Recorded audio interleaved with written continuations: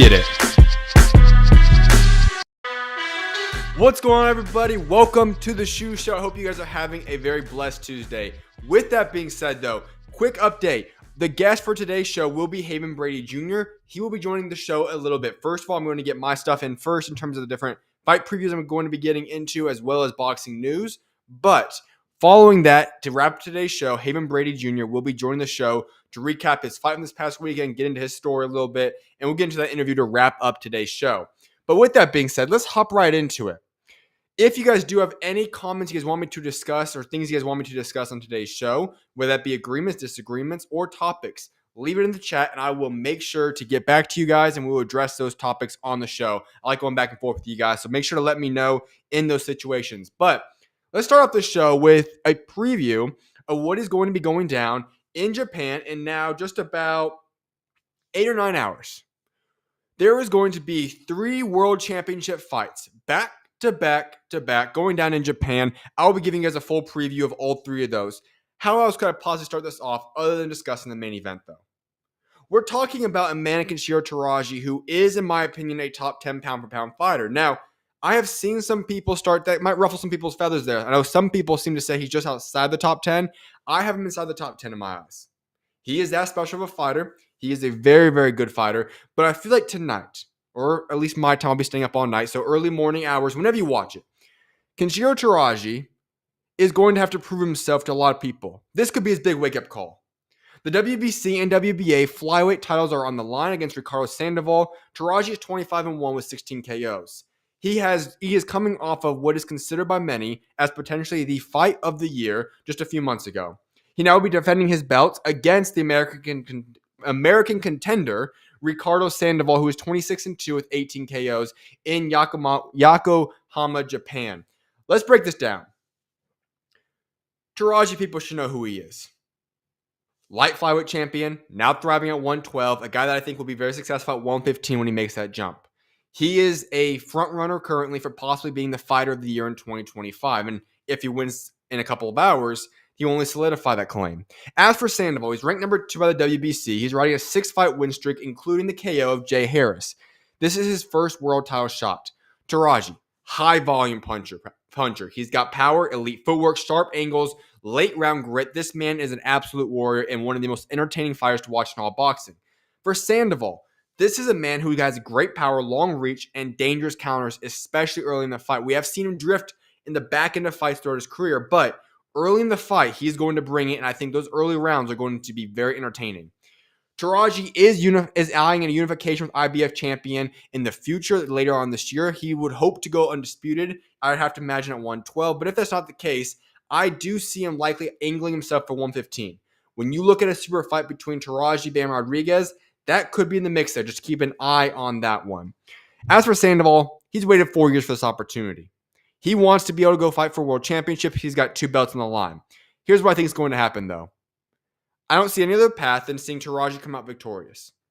I already made this very clear. I think Kenshiro Teraji is a man who is a top 10 pound-for-pound fighter. And all due respect, Sandoval is one heck of a fighter. He has had an incredible run. You can give him all the credit for those things. But there's a difference between a world-level contender, maybe even a world champion type of talent, and Kenshiro Teraji. This is a guy that is a pound-for-pound fighter. This is a man that brings it every single time and is a very, very tough guy to defeat. He is going to put the gas to the metal, breaks the metal every single time he gets into that ring.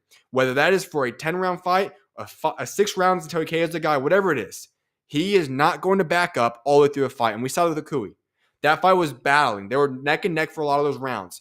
All the way up until that 12th round when he gets a stoppage. He is someone that's never going to let up. And that is a tough guy to deal with, especially when you're talking about him being one of the most talented fighters in all the world.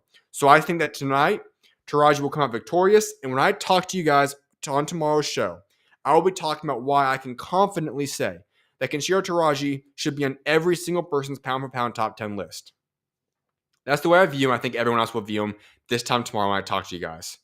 The co-main event, Antonio Vargas versus Daigo Higa, the WBA bantamweight title fight will be on the line in this one. The American champion Antonio Vargas is 19-1, 11 KOs, defends his WBA bantamweight title against former flyweight king Higa. He's 21-3 and 2 in his career, 19 KOs. This will be the co-main event. All right, Vargas, 2016 Olympian. He's the man that's been recently elevated to the status. So this will be his first title defense.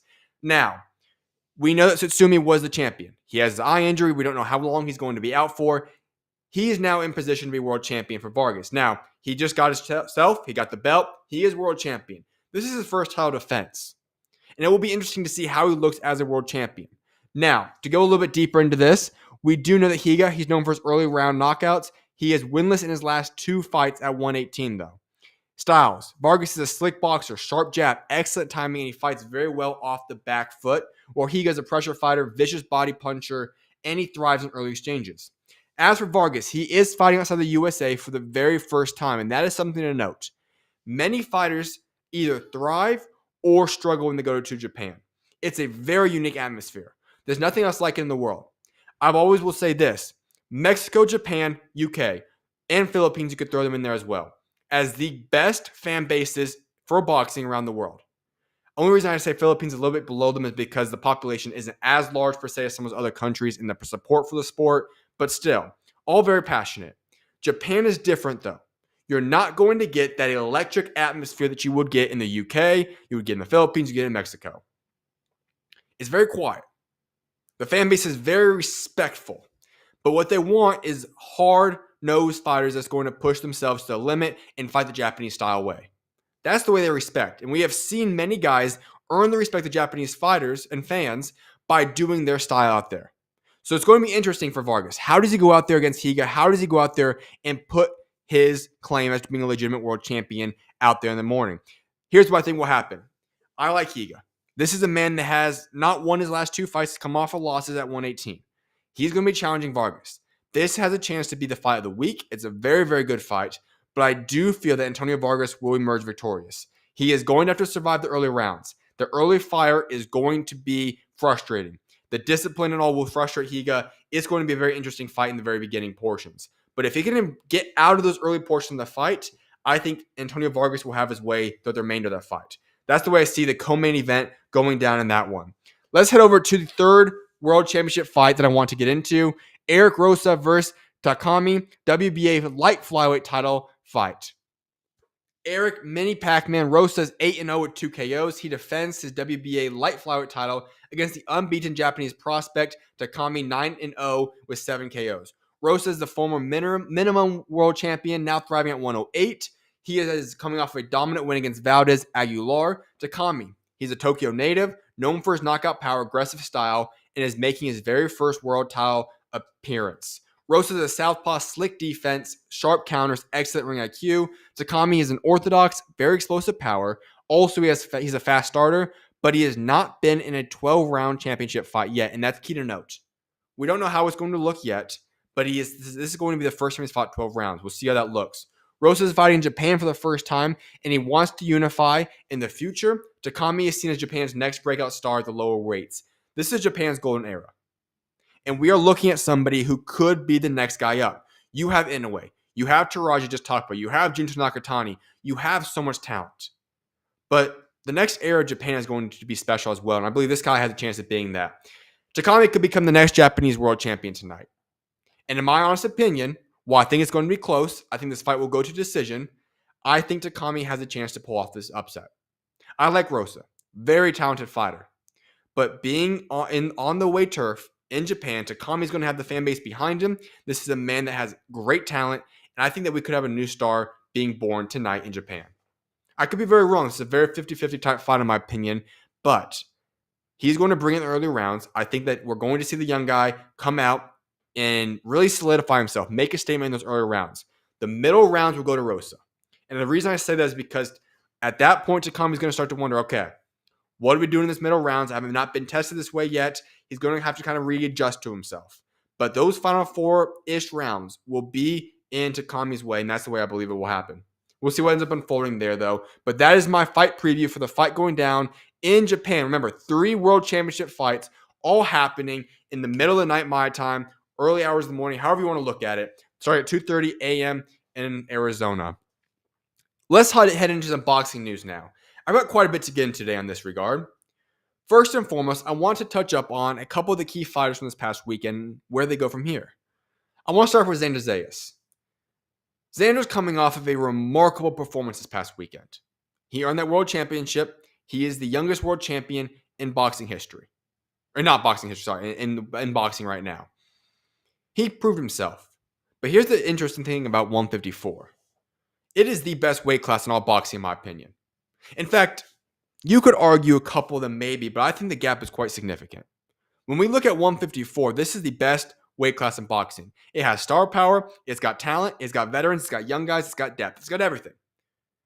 And so when you look at Xander Zayas, you have to prepare himself for what is he going to experience now. I feel like the most likely fight we're going to see is Xander Zayas versus Sebastian Fundora. That's a great unification to make. It should have happened for 2 belts recently. For one reason or another, Fundora vacated that belt, and now Zayas has it.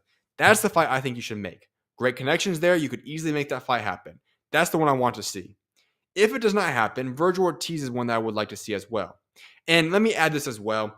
I would not be shocked. I know there was rumors already that Bob Arum did say that Zayas will have a chance to go fight back home in his first fight in his title defense. So we'll see if that ends up unfolding. Because I don't think you're going to get Fundora or Ortiz to go overseas and fight somewhere else in like Puerto Rico. That's not happening.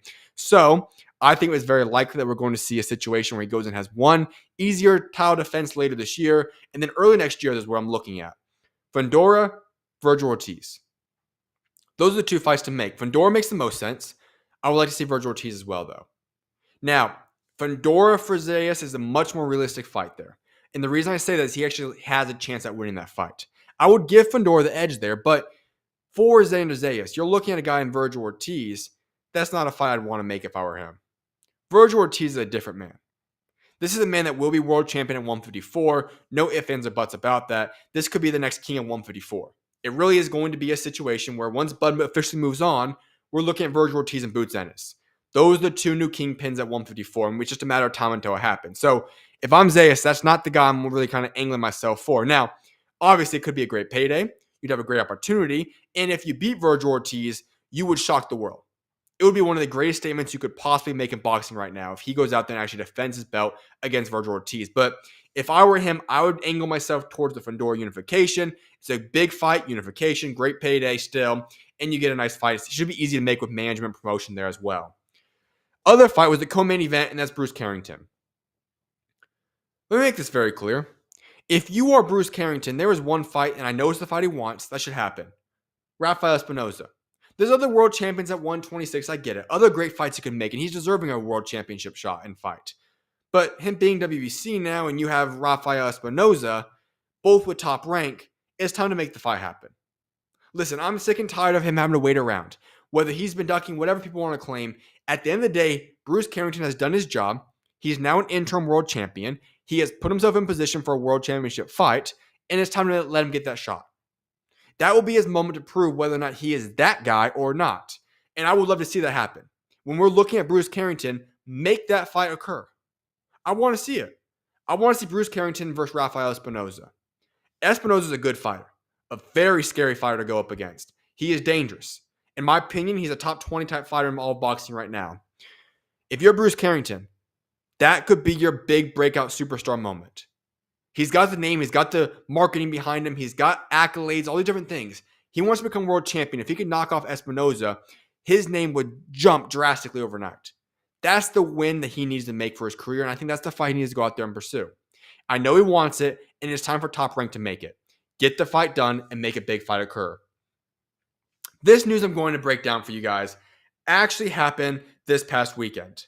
And I waited a little bit because I wanted to get some more details in regards to it, but it is regards to the Galaya Fai and Francisco Rodriguez Jr. situation. I'm disgusted by what happened. Here's the exact ruling. I'm going to give you guys the exact ruling of what happened based upon the news, and I'm going to give you guys my thoughts. Here's the news. Francisco Rodriguez Jr. won't be banned for failing the test.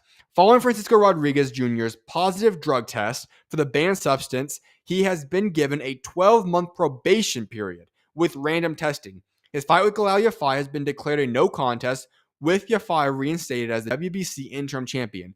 The WBC have ordered an immediate rematch. Okay. This irritates me, legitimately. Their claim is that Francisco Rodriguez Jr. accidentally went and consumed an illegal substance. I'm sorry, couldn't every single person that's ever taken a positive test in their life, which is a problem in boxing, couldn't every single one of them come out and claim, oh, I accidentally did it? I'm sick of that claim.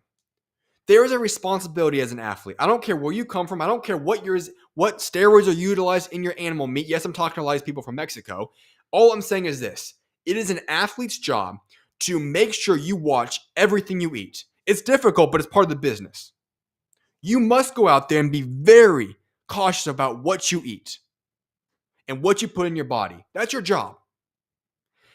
And so I'm not going to fall for this, oh, I accidentally went out there and consumed a banned substance, a steroid. Because he clearly has steroids in his body. Sonny Edwards was on the broadcast saying this man has to have steroids because of that performance. And when we look back at it, it makes sense. Galal Yafai has no defense. I'm not going to let him off the hook for that. But Francisco Rodriguez Jr. was putting on insane pressure, a absolutely brutal beatdown for 12 rounds. Do you realize how difficult that is? There are some guys that can do it, sure. But Francisco Rodriguez Jr. is not a Naoya Inoue. He is not one of those top tier dudes. So let's cut that out right now. But you're telling me that this man is only going to be given a 12-month probation period with random testing. And here's what gets me right here. The no contest, of course, that had to be ruled. Good on that end, but that was an obvious decision. You're telling me that essentially Galal Yafai has to fight Francisco Rodriguez Jr. again? I'm sorry, wait. So you're going to give him a 12-month ban, meaning, or not ban, but 12-month probation period, which I don't even know exactly what that means. But essentially, Galal Yafai is going to have to wait an extended period of time to get back in the ring, and he's ordered to now face an immediate rematch against Francisco Rodriguez Jr.? No. If you are caught cheating, if that is now on your resume, on your record, you do not deserve a world championship or an interim championship fight whatsoever. Absolutely not. If you get busted, you have to go back to the bottom and work your way back up. Getting an immediate rematch with Galal Yafai is ridiculous. And I'd be upset if I'm Galal Yafai, because ultimately his career was altered in that ring that night. His corner failed him, his team failed him, the referee, everybody failed him that night. And now also we know that he was on PEDs, being Francisco Rodriguez Jr. And so it makes you realize just how gruesome and how bad that beatdown actually was in reality. So Galal Yafai has, in my opinion, already suffered a career and ultimately life-altering fight. That was a brutal beatdown. And so I don't know if he's even going to be healthy. When we go back to that fight, I was already saying, hey, can Galal Yafai even come back from this? Like, that was a tough fight to come back from. And now we're in a position where we have to go out there and fight Francisco Rodriguez Jr. again. Rodriguez does not deserve a chance at an interim, a world championship, nothing. He needs to work his way back up and needs to be banned from the sport, in my opinion. Him getting an interim world championship shot immediately after his probation is done is inexcusable by the WBC. Absolutely ridiculous. There needs to be more punishment in boxing for PEDs. No other sport has as bad of a problem when it comes to PEDs than boxing does. And I don't know why it's so hard to relegate this and make sure there's restrictions and laws in place for these things, but there needs to be much more reinforcement in regards to PEDs in boxing, because it's unacceptable right now. What is happening currently in boxing, there's a legitimate problem, and it must be addressed immediately. These things cannot keep happening in boxing. But once again, somebody's just going to let off the hook. Inexcusable. And it honestly disgusts me to see that this is a continual problem in boxing. Hopefully things change in the near future. With that being said, I will be going on a short break. I'll be hopping right back live, and I'll go into some boxing news that I have not yet touched up on. And then we'll get into the interview to wrap up the show. So I will see you guys very shortly. May God bless you guys, and I'll see you guys in a couple of minutes.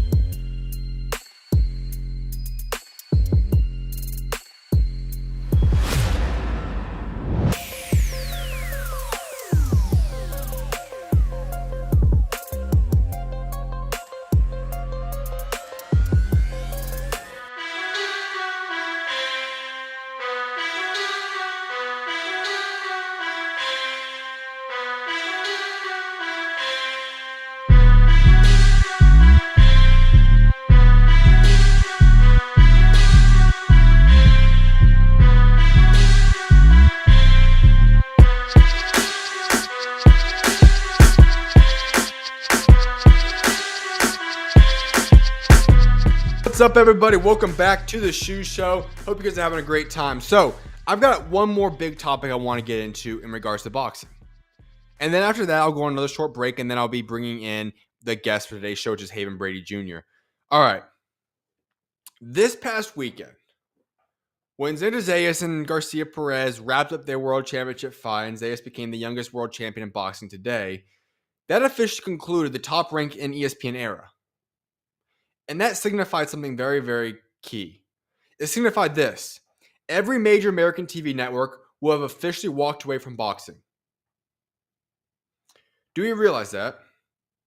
Today is July 29th, 2025. As we approach August and head into it, there is not going to be boxing any longer on American television. Now, you can still, of course, access it, DAZN and Amazon and Netflix. But it's a new era of boxing. And there's two sides of this. I will say one. I get it that a lot of people are looking at the situation and saying, hey, Netflix is a great opportunity, as is Amazon, as is DAZN. DAZN is doing great things. Let me make that very clear.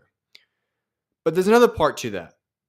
Because if those of you that are taking comfort in the fact that, hey, a lot of other big sports are pivoting away from cable TV, you're kind of accurate there. But let me add something to that. The truth is that there still are a lot of sports on cable television. Basketball's on there. Football's on there. Soccer's on there occasionally. You have a lot of things. Baseball. Boxing's off. And that is a problem. When you look at the landscape for boxing currently in America, it is in a very bad place, in my opinion. It is thriving in Japan. It is thriving in the UK. It is thriving in Mexico. It is thriving in many countries. It's even growing rapidly in some. In America, it is quickly lessened. Whether we want to admit that or not, it is true. Yes, when we have a fight of the magnitude of Bud Crawford and Canelo Alvarez happening in September, of course, we see that there is a market for boxing, as we did with Mike Tyson and Jake Paul last year. But there's a massive market for them. That's when Netflix picked it up. So, of course, when I look at that, yes, there is a market for boxing in America. But for one reason or another, the vast majority of America does not care about boxing. Athletes are not that big for Americans. And when you look at it, the sport is not in a healthy place in America. And that is why TV companies don't want it. If boxing was in a great place, more people would want to broadcast boxing continuously. That's not happening. Yes, many other sports like NFL even is having Netflix games, as is NBA, all these different things. You can do that. But you still have to have national television. And if you do not have TV in America where boxing is being shown, you're going to lose a massive amount of fans. And that's the problem. I absolutely love and respect DAZN for what they have done. I'm not going to take a single shot at them. I think they're incredible. The only problem with it is this. DAZN is new. The vast majority of Americans and people do not have DAZN and probably don't even know what it is. Unless you are a soccer or football fan, or if you are a boxing fan, you are not familiar with DAZN. Therefore, you're only going to have DAZN and know about DAZN if you already know about the sport. What not having boxing on national television anymore is going to do for the sport is that group of fan bases that are just flipping through the TV channels, looking for a sport to watch. They're no longer going to have that option just to find themselves looking at boxing and fall in love with it. That's a problem. Yes, social media has helped mitigate the issues right there because obviously if you have a big KO, those will ricochet and go all over social media and you can see that. But the beauty about boxing is the full-around craft, and people will not be witnessing that any longer. And there's only a certain amount of household stars. And when you look at America specifically, America is lacking badly in American stars. Bud Crawford's phenomenal. But he's not a massive brand in terms of celebrity-type status in terms of boxing. He's just not. That's not his personality. He's never really approached it that way. He's not that type of guy. Canelo Alvarez, you could argue, is one of the biggest stars in America, but he's Mexican. Tank Davis is certainly up there, but Tank Davis, if that's who a lot of Americans like, and I know they do, that's not really the guy that you want to fall in love with boxing about around him. He doesn't fight great guys. He's got domestic violence cases. He's going through court issue right now that's just been postponed later on this year, so on and so forth. That could be the biggest star in America. That's not good. America is lacking star power. America is lacking the growth of the sport, and these things are not good. And so when we look at the situation right now where we're talking about top rank and ESPN era is over, where does American boxing go from here? Because it's not in a good place. And I hate saying this as somebody that loves boxing, it is not in a good place. It's just simply not. There is so many people at fault for why it got to this place, but there needs to be a lot of fixing to get it right again. And the problem is the main problem, I'd say one of the main problems is this. The heavyweight division in boxing is critical. To have a heavyweight division, that is critical for the growth of your sport. We see that in the UK. They have a lot of great fighters at other weight classes. The heavyweight division is their go-to thing. And they are the best in the world right now when it comes to talent, top to bottom, depth, and all that in terms of the heavyweight division. America is broken at the heavyweight division. We've got nothing. I like Richard Torres Jr. I like Jared Anderson. Obviously, Wilder, Jerome Miller, those guys are still floating around. Joshua Edwards is a good-looking young guy. But we are lacking at the heavyweight division. And if we're having a large fan base of people that love boxing and we don't have those heavyweights anymore, that's not good. And here's the problem. They're not going to be coming anytime soon. When you look at the paychecks of these NBA guys and even basketball players as a whole, if they go overseas or they go and make money at the collegiate level, why would somebody want to pursue boxing when you're going to be broke for a very long time? And the very same could be said about the NFL and football players. That's where all of our heavyweights are at. And so when we look at the American brand for boxing right now, it is in a very, very bad place. And the situation at hand is there's not really a clear-cut fix. Because there's not a big market for boxing. And because it's not a big market in America, these TV promotional people are not going to pick it up. Now, I will say this. Do I think ESPN will still have boxing involved in some way, shape, or form? Yes. I think they're going to be similar to what Netflix and some of these other people do in terms of saying, okay, that's a fight we like. We will pick up that fight. We'll pay for it. And we'll get that on our platform and program. And that makes sense.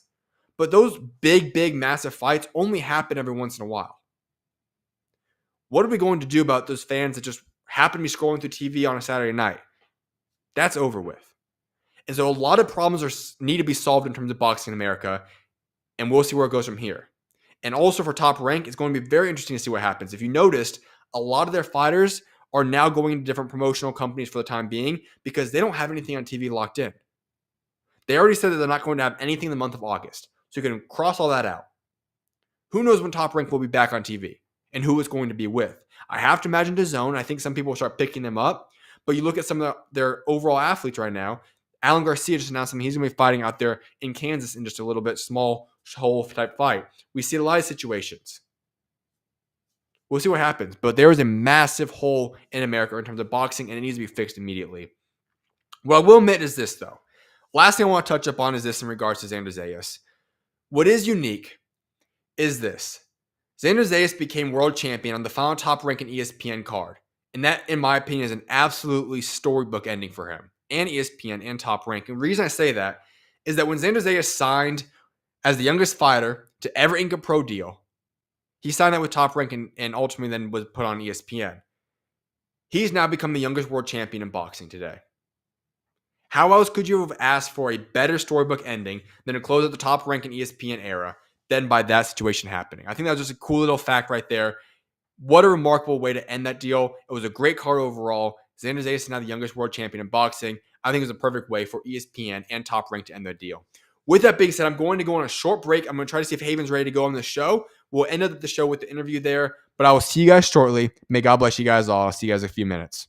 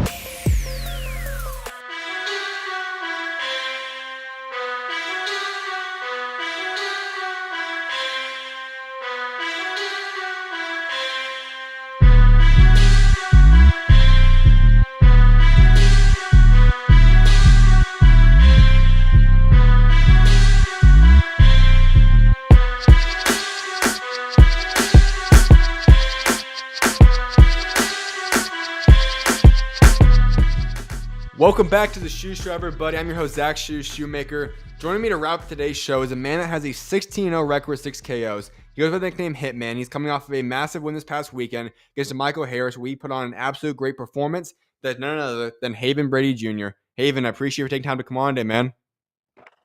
I appreciate you having me.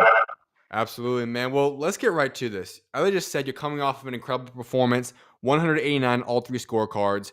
When you now reflect back on that fight, what's your thoughts on it? Um, it was a great fight. He was a good opponent, tough opponent, and I feel like I showed a lot of versatile in the fight, and I showed a lot of different things in my bag, and I had fun. When you reflect back on it, is there anything that you look at and say, you know what, I could have improved in this area, I could have got better at this area? Definitely, that's always the case.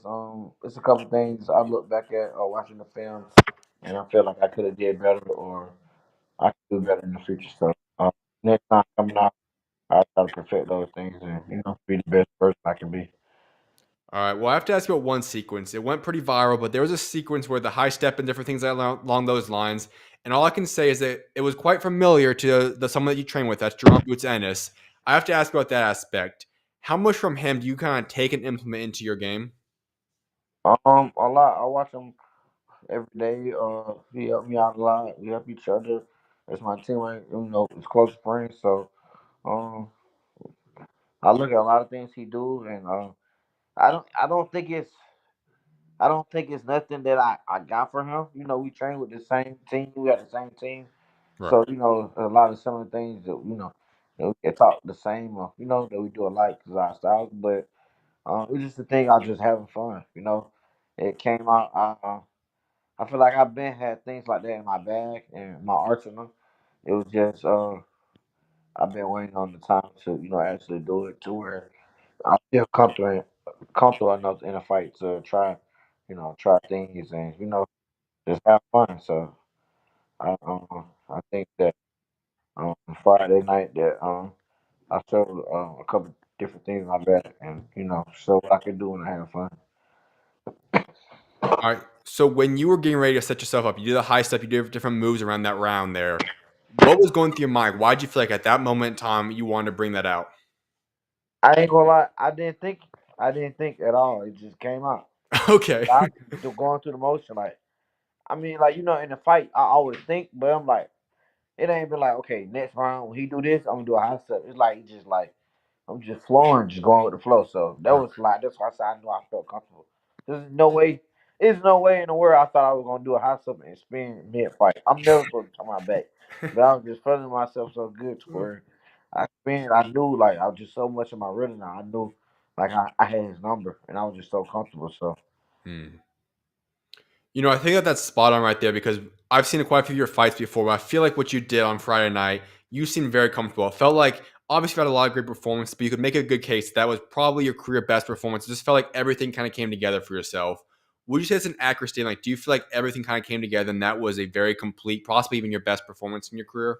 Yes, yes, for sure. That definitely was the best performance of my career. And Yeah. I definitely think I put a lot of people on notice, and a lot of people have been giving me a lot of props, and a lot of people been saying those crazy things in there. So uh, it ain't do nothing but motivate me, make me work harder, and just want next time to be better than I was and show more that I have in my arsenal. Because that's really I do stuff like that all the time in sparring, like have fun and Right. show out. It just just translate into the fight to where you just comfortable, because Mm, sparring is like it's no win or loss. Like you ain't worried about it. No fans, no that. So right. when you ready to translate what you do in the gym and sparring into the fight, I mean that's something serious. So I try to get that. I'm trying now. I try to get that same feeling I have every fight. So. All right. Well, let's hop into your future now because you're 23 years old. You're 16-0, 6 KOs on your record, coming off a career best performance. A lot of people look at you now and say, okay, this is something that they want to see again. You had a very entertaining performance on Friday night. What's next? When can we see you back in the ring, do you think? Definitely, maybe for sure one more time this year. I'm not sure. I gotta talk with my team and see what they think best for me, and when they think would be the best time for me to get back in there. When you talk about an outline for your career, obviously, like I said, you're 23 years old, still very young. You've got a lot of years left to be able to work yourself up. But when you talk about getting the rankings, then actually being a legitimate contender, when do you feel like this will be the time you start making that jump and saying, you know what, I'm ready to start pushing for a world championship?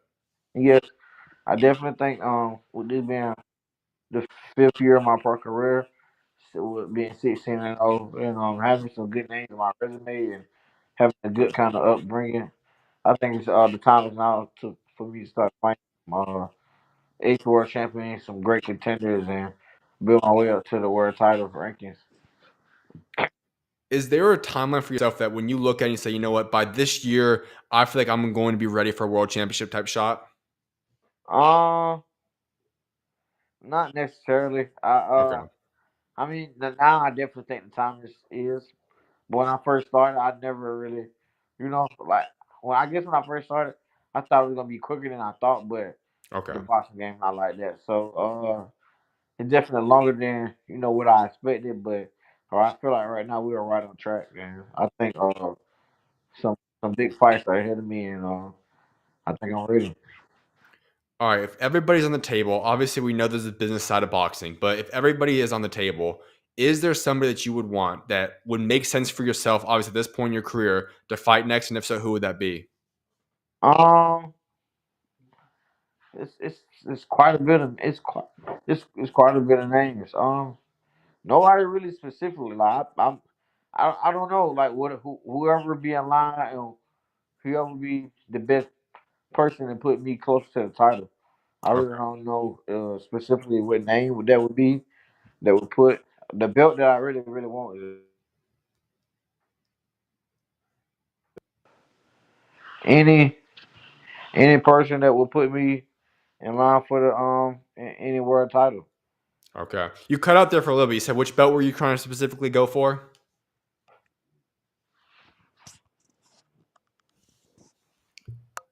Hold on, can you hear me? Uh, I'm out here. Hold on, can you hear me? Test, test. Can you hear me real quick? Here, one second. I'm going to quick commercial break, see what's up.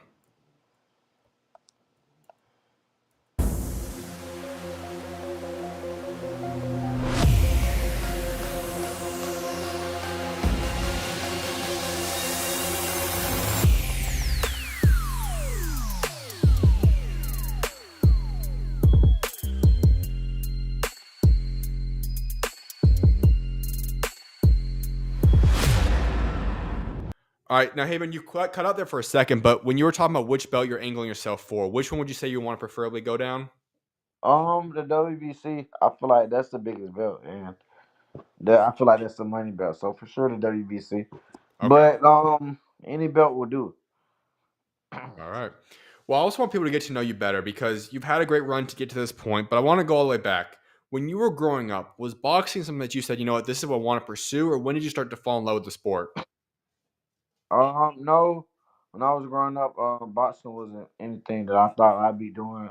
Um, I started boxing at a young age, but I didn't actually start taking it serious until like high school, maybe to my Okay. 11th, 12th grade years. So maybe like 15, 16, to where I said like this is something I'll be doing for the rest of my life. Like that was the time in my life where I said, okay, I know that this is my calling. Hmm. What's interesting about that, though, I mean, you're talking junior, senior year of high school. You're still only 23 years old, so you've only really fully committed to sport than you'd say for about 6, 7-ish years for yourself. And I know you talked a little bit earlier. You obviously the boxing business is tricky. It's gone a little bit slower than you expected, but still, when you reflect on everything you've accomplished in this time span, is it kind of crazy looking back and seeing where you're at today in comparison of how quickly it's taken? Yes, for sure. Definitely. I always look back at it and be like, wow, that's crazy because kind of how everything played out, like how my career happened, especially the start with me being with top rank, me Hmm. winning national, everything happened so fast. And I know how my commitment was when I first started. Like I was juggling basketball and boxing. So the the first year that I actually committed myself to boxing, I won 3 or 4 national championships. I beat some of the best people in the U.S. And Right. then almost the next year after that, I signed with I signed a contract with Tyrant, and it was kind of like just history from there. So it definitely happened fast, and I don't think it was luck at all. I definitely put a lot of hard work in, and I fell in love with the sport very, tremendously. So it definitely paying off now, and I feel like this is just the beginning. Like I feel like last fight really just introduced my name into some big names in boxing. So we got a lot coming up. So All right. So I want to ask you this question then. When you made that transition, like you said, basketball, boxing, you're juggling these different things. But when you made the decision that day and said, you know what, boxing is my calling, I'm going to pursue this sport. What was that day like, and why was that the decision you made? Why was boxing what you wanted to go all in on? um, because I thought it would be better. It'd be a better path to me and easier than basketball with my size in basketball and with the amount of people that try to pursue basketball and go to college and go overseas or go to the NBA. I feel like it's kind of like my odds was way better in Hmm. boxing, so I had to be realistic with myself and make the best choice. All right. Well, let's go through your amateur career real quickly. You talked about it. You were a junior national Olympics gold medalist. You had an incredible career in terms of amateurs. When you reflect to that in 2019 and you're building yourself up, you have this great amateur run, you're becoming gold medalist. At that point, did you believe that you would become the fighter that you are today, or did that happen a little bit later on? No, I always knew I'd be great because once I put my mind to something, and I know me, whatever I'm doing, I always want to be the best and Okay. have the best outcome as possible. So I know right when I put my mind to it and say this is what I want to do, that it will be a great outcome. I just didn't know, the route that I would go and how quickly it would come in. You always say I'm gonna be this person or be like this, but when it start happening and you really dare it still be kind of unreal. Hmm. And that is a key point you made there too, because 18-year-old people, we're still young, pretty much still a kid in a lot of people's eyes there. And at that point, you're a pro fighter now. You're signing with Top Rank, which is one of the biggest promotions in all the world. Did everything at that point in time, like you said, obviously you're still learning to kind of fully give yourself all in on boxing. Was that just a lot of stuff that kind of came on your shoulders early on that was kind of difficult to balance at that point? Um, it wasn't difficult to battle because I had a great team behind me. So Right. they led me to the right ways and make some of the best decisions. So it really wasn't too tricky, but it definitely made a big impact on where I stand now as a fighter. When you made that jump from Top Rank to OTX, can you take us to the whole transition period and just what led to that and what led to that shift for yourself? It was a great transition. Um, it was just a couple things that happened, and it kind of led me to be with overtime. But me and Tyrone still have a great relationship, and I think we still possible that we can do business in the future. But I love both promotions a lot, and they both helped me a lot in my career, and I feel like it's the sky's the limit. When we reflect back at that time span, from what I remember now, correct me if I'm wrong here, is that obviously you had a different couple different situations. It kind of was a little bit of a weird split for a little bit, and obviously you're a little bit in not unknown man land for a little bit, and you end up falling with OTX, working your way up with them. When you were in that season of life, shifting between the two different promotions, was that a difficult point for yourself, or how'd you get through that? Yes, it definitely was a difficult point in my career with just me turning pro, and actually I turned pro in the bubble.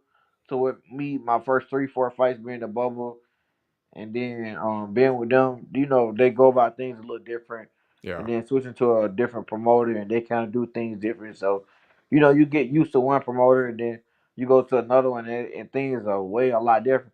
With OTS just starting too. Right. It's like I went to a brand new promotion, but they do a great job, and I'm definitely grateful for them. So, it was definitely like a lot of tricky things in there, and I had a lot of things I had to get used to. Right. Can you elaborate on OTX boxing real quickly? Because from the outside looking in, I feel like it's a very strong promotional group. I feel like they have a bright future in terms of what they do and how they take care of their fighters, so on and so forth. You get firsthand experience into that. What's it like being a part of OTX? It's a great thing being with them. They really take care of their fighters. They love their fighters. And they're a great promotion. I think they're gonna do great things. We're doing great things now, and I feel like soon in the next couple of years, I feel like it'll be one of the biggest and best promotions out there. All right, I like that. I also want to ask about your relation with Ennis. Obviously, your trainer and coach is Bozy. I want to ask about him. How did you get to know him, and what brought you in a relationship with him? Um, my coach before them, a couple coaches before them, we used to go down to Philly and spar at the gym and things like that, and I kind of fell in love with them, and I like how they did things and how they ran it, like the style that they had. Right. So after a couple fights, we kind of just rekindled back together, and I feel like it's just been up since then. I feel like I feel like I have the one of the best team in boxing, and we have a great relationship with each other, and we all get along. And it's a gym full of killers. So, uh, Can I ask you about this aspect because I feel like it's so critical for boxers to find the right group around them. Obviously, Bomac and this long list I got, Robert Garcia, so many great trainers are out there, but find the right style for yourself. For example, we just talked about in the beginning, the way you have those different sequences with the high step and all those things. Not a lot of boxers can do that. Someone like Bozy obviously knows how to teach it because we see in Boots Ennis, we see it in yourself now. How much have you guys just kind of clicked, would you say, from the time you guys got to know each other? How has that relationship just grown because of their styles and how they kind of intertwine with each other?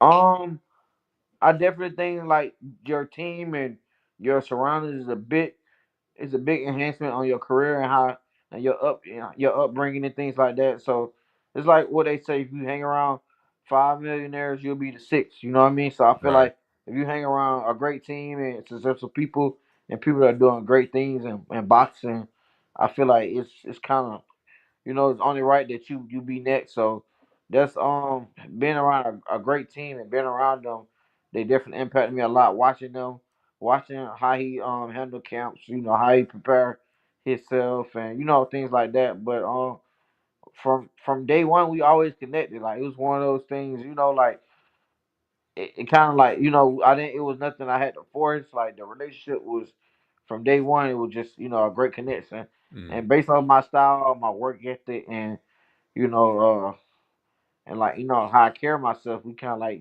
bonded. All So right. it just great things came out of that. So what makes Bodie so special? Because his resume, the guys that fight underneath him, you guys all have great records, and obviously we know Boots Ennis, one of the best fighters in all boxing right now. What makes Bodie so special in the way he approaches training camps, the way he gets you guys ready? Just what makes him so special? Um, I feel like number one is the biggest is whatever he I I say that he's instead of coach he's a teacher because whatever he tell us and whatever he teach us he can still do it. So Mm, with him just saying it, he can actually get in there and still show us and even get in there and do it on people and things like that. So that's just secondhand like super good. When you can actually tell somebody something, when you actually can sit right there and show them the same thing too, rather than just tell them something over and over and over again. right. If you reflect back now on all your different times with Bozy and Boots Ennis, what would you say is your favorite memory? Uh, the first link up, or I'll probably say probably my last fight. All right. What about it made it so special? 'Cause I just feel like I kind of introduced myself a lot to a lot of people that didn't know me, and uh, he tell me all the time like just be comfortable, be yourself, and be relaxed. And I think like a Friday, I actually really did that, and I've been with them for like 3 years, and I'm smart some great people, and I always look super dominant in the gym. And my past fight, I look good, but Friday, I think I just took it to a different level, and I've been that person, and I've been like that, and it been in me, but it's just not coming out. So it was just like one of those moments, like she's like is coming out, and like it just introduced a lot of people to me, and so I feel like that just opened the door for a lot of big fights and a lot of big things in the future. Absolutely. Well, I got a couple questions before I let you go. One of which is you go by the nickname Hitman. What's the story behind that? How did you get that nickname? Um, my dad, um, my dad just kind of came up with it. Like, I was just in the amateurs. I was just fighting, and it kind of just, one of those things that just feel like, he like, dang, like I was, what? Cause amateurs, I had a lot of stoppages. So then it was kind of one of those things like, man, who's gonna call you the Hitman? And it kind of just stuck with me since. Gotcha. Well, I got one final question for you, Haven. It's the question like wrapping up every interview with, and that's talking about your legacy. Obviously, you're still young, 23 years old. You got a bright future ahead of yourself. But when you do put down the gloves one day in the future, what do you want to be remembered for what you have accomplished both inside and outside of that ring? Um, I just want to be remembered as a hardworking and a very versatile individual and person, and be able to adjust to any situation and still remain humble and remain on top. Love it. Well, Haven, I appreciate you for taking time to come on in, man. I cannot wait to see what God's got in store for you next, man. I definitely appreciate you having me. Of course. You're always welcome on, man. God bless. All right, you too. I appreciate you guys all for tuning into that interview. I will have that clipped up, edited out, and then posted on my YouTube channel very shortly. I thank you all for tuning in today's show as well, though. And with that being said, that does conclude today's SchuZ Show. I will be back live tomorrow. I also will have a basketball show. I'll announce the times for everything tomorrow in the afternoonish time, but tomorrow I will be live again. So make sure to tune into that show. But I will see you guys tomorrow. May God bless you guys all. Have a great rest of you guys' night. I will see you guys tomorrow. With that being said, SchuZ out. God bless you guys.